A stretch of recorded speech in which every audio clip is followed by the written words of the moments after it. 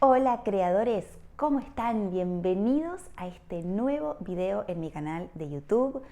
Hoy les voy a hablar de un tema que me han pedido mucho, sobre todo las mamás, que tiene que ver con el conflicto en el aprendizaje de los niños, ¿sí? Cuando se dificulta el aprendizaje. Es un tema que me han pedido mucho, tiene mucho para hablar, tiene muchas aristas, pero yo hoy quiero compartirles algunas de las posibles búsquedas que podemos hacer cuando este tipo de conflictos sucede, ¿sí? Antes de empezar, recuerden que pueden suscribirse a este canal y me ayudan a que crezca, y pueden también darle clic a la campanita para que les notifique siempre que subamos videos nuevos al canal. Bueno, dicho esto, vamos a empezar a hablar de las dificultades en el aprendizaje en los niños, ¿sí? Desde la mirada de la decodificación o desde una mirada de conciencia. ¿Por qué? Porque cuando un niño, pequeño sobre todo, expresa un conflicto que puede ser emocional, que puede estar marcado en este caso en el aprendizaje o hasta un síntoma físico, sabemos desde la mirada de la decodificación que ese niño está expresando algo que está sucediendo en el ambiente familiar, en mamá o en papá. Esto lo va a tomar cada uno dependiendo si quien está escuchando este video es una mamá o un papá, ¿sí? Lo van a tomar, pero en definitiva lo que está expresando ese niño es una historia emocional y tal vez dolorosa en este caso, en relación al ambiente familiar. Esto de ninguna manera, y antes de empezar a relatar este video, quiero que se entienda que lo que le está pasando al niño es culpa de mamá o de papá. De ninguna manera jamás me van a escuchar en ningún video hablar de que cuando un niño manifiesta algo en su vida es culpa de mamá o de papá. Acá no se trata de buscar culpables, cada uno hace lo que puede y lo que quiere con su propia historia de vida, ¿sí?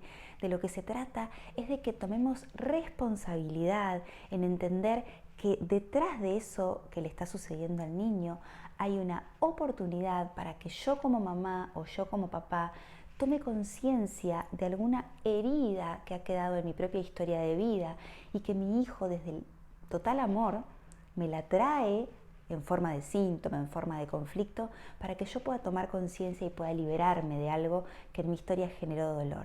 Vamos a hablar de responsabilidad, nunca de culpa. Esto es para que ninguna mamá ni ningún papá que esté escuchando este video sienta que algo hizo mal, que no fue bueno, que no fue buena, de ninguna manera. ¿Sí? Quiero dejar eso muy en claro en este video y en todos los que se relacionen con temas de niños. Dicho esto, vamos ahora sí a comenzar con las búsquedas posibles cuando hay una dificultad en el aprendizaje. También me gustaría decir algo, y es que vamos a hablar acá de las dificultades en el aprendizaje en el niño cuando, por ejemplo, no rinde bien en el colegio. Se nota muy bien que ese niño no está pudiendo incorporar el conocimiento, que está teniendo dificultad en procesarlo, en comprenderlo, porque también a veces hay muchas exigencias hacia los niños en que deberían estar llegando a un objetivo en cuanto a su capacidad de conocimiento e integración, y a veces simplemente ese niño tiene otros tiempos diferentes, ¿sí?, a los demás, y eso no es nada malo, ¿sí? Quiero como hacer esa distinción también. Pero en el caso de que haya un conflicto o una dificultad en el aprendizaje muy notoria en el niño, ahí sí vamos a poder prestar atención a ver qué nos está queriendo decir. Sería bueno también prestar atención a qué tipo de dificultad tiene, porque no todos pueden tener la misma dificultad. Tal vez un niño tiene dificultad para aprender matemáticas, otro niño tiene dificultad para aprender historia, otro niño tiene dificultad para escribir, otro niño tiene dificultad para leer. Es decir, no todos van a tener el mismo tipo de conflicto, así que eso también nos va a dar una pauta de hacia dónde tenemos que ir mirando. Pero en primer lugar, cuando un niño está teniendo dificultad en el aprendizaje, algo a lo que le tengo que prestar atención es si yo como mamá o como papá, cuando era niño, tuve dificultades. Sentí que tuve dificultades, me hicieron sentir que tenía dificultad para aprender, me sentía menos que mis compañeros, me castigaban o me retaban o no era muy bienvenido por no aprender a tiempo y no aprender en tiempo y forma lo que debía aprender. Si en mi casa eso era un problema, por ejemplo, para mi mamá o para mi papá, porque tu niño, tu hijo, tu hija está contando a través de lo que le está pasando, probablemente tu propia historia de vida, ¿sí? Incluso en hogares donde, por ejemplo, había demasiada exigencia con respecto al aprendizaje. Y aunque yo podía rendir bien porque tenía que aprender, lo viví desde la total exigencia, sabiendo que si me equivocaba o que si no hacía las cosas en forma, en tiempo y forma, eso era mal visto por mi familia y era reprendido, ¿sí? O sentía que perdía el amor de mamá y de papá. Este niño puede estar espejando la polaridad contraria, es ahora manifiesta una dificultad muy grande y tiene que ver con mi propio dolor y la propia historia de mi infancia. Yo no le puedo pedir a mi niño, a mi hijo, ¿sí?, que haga algo que mi niño interior todavía no pudo resolver. Así que en primer lugar puede que tu niño te esté invitando a encontrarte con tu propia infancia y ver qué cosas quedaron ahí por expresar, por decir, por llorar, por reclamar, ¿sí? También es muy habitual encontrar en este tipo de conflictos, en las dificultades del aprendizaje, si por ejemplo este niño ahora tiene dificultades en el aprendizaje, ¿qué cosa buena se obtendría con eso? El inconsciente nunca hace las cosas porque sí. Siente que hay un beneficio en un síntoma, en sostener un síntoma, en sostener un conflicto. He visto, por ejemplo, muchas veces personas que por su inteligencia, cuando eran niños, los adelantaron de curso, los adelantaron de grado. La mayoría de las veces que he trabajado con personas que fueron adelantadas de curso, siempre ha sido una situación traumática a lo largo del tiempo para esa persona. ¿Por qué? Porque no se le respetan otros tiempos, que son los tiempos de madurez emocional, los tiempos de madurez biológica incluso, ¿sí? Entonces ese niño tal vez es rápido para algunas cuestiones escolares, pero no tiene la madurez suficiente en otros aspectos para ir a la par de sus compañeros. Entonces lo vive de manera traumática porque pierde sus amigos, porque pierde su círculo de pertenencia, porque es exigido y es valorado por el intelecto y no por otras cuestiones. Entonces, a veces, el haber sufrido eso puede que este niño ahora esté justamente retrasando su aprendizaje como un mecanismo de protección de decir que esta vez no me cambien de grado, no me adelanten inconscientemente. Esta vez me quiero quedar más chiquito, no quiero crecer tan rápido.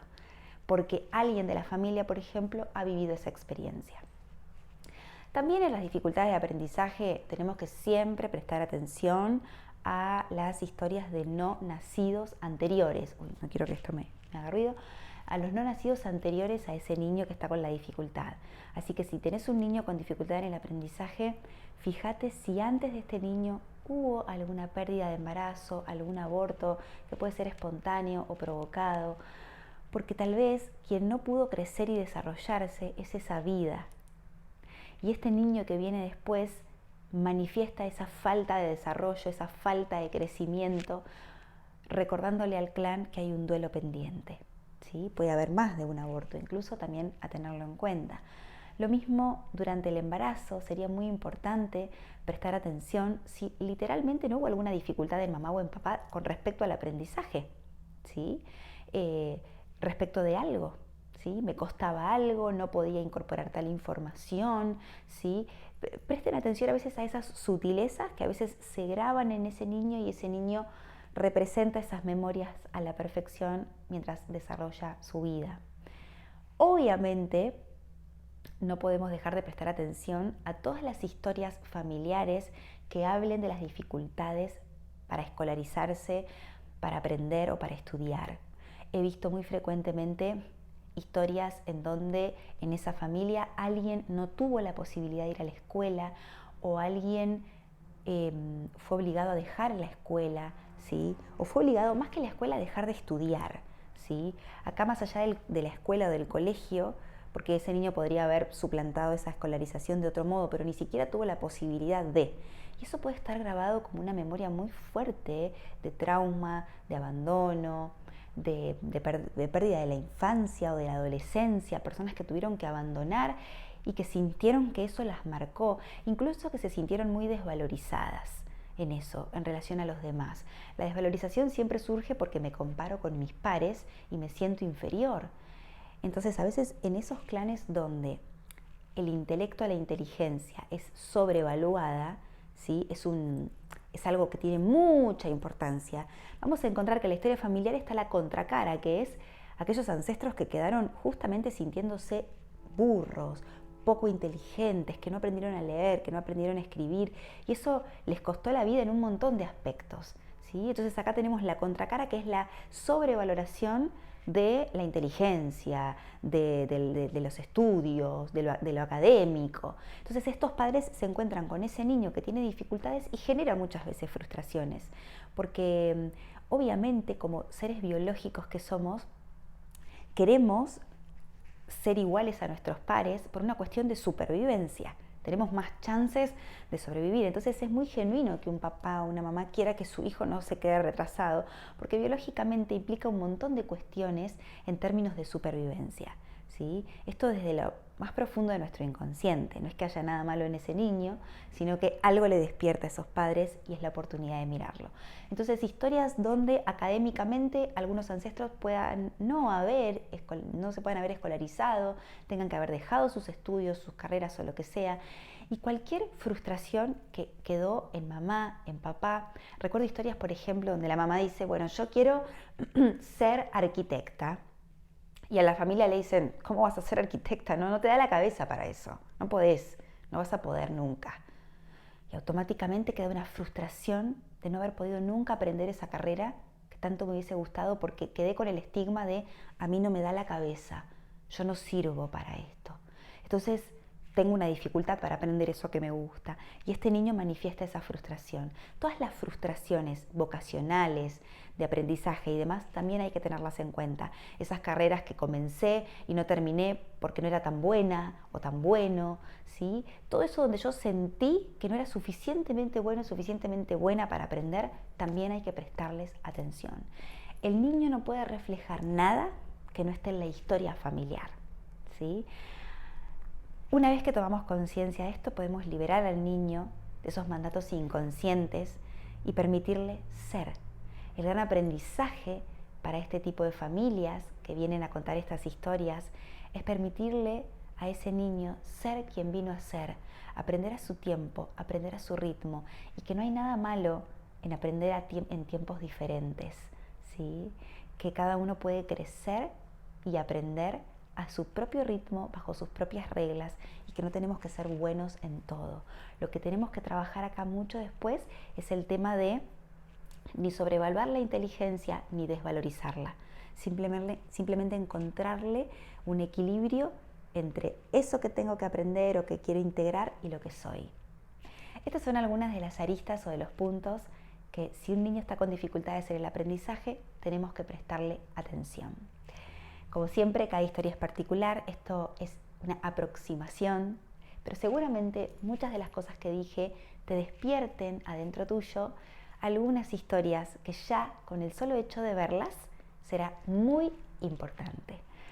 Espero que te sirva este video. Nos vemos en próximos videos, creadores. Gracias por escuchar, suscribirse y compartir. Nos vemos en la próxima.